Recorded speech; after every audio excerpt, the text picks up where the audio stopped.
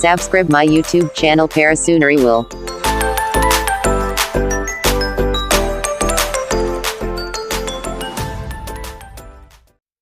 नमस्कार दोस्तों, हमारे चैनल में आपका स्वागत है। दोस्तों आज हम सीखेंगे किस प्रकार मुर्गी के अंडे से चूजे निकालने वाली मशीन घर पर ही बनाई जा सकती है। केवल मुर्गी ही नहीं, सभी प्रकार के अंडे से चूजे निकाल देती है ये मशीन। तो वीडियो अच्छा लगे तो लाइक ज़रूर कीजिए। अभी तक आपने हमारा चैनल सब्सक्राइब नहीं किया तो सब्सक्राइब कर लीजिए।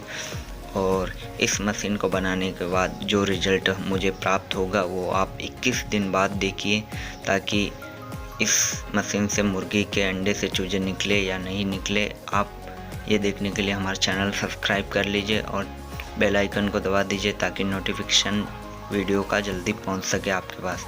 तो चलिए वीडियो को स्टार्ट करते हैं।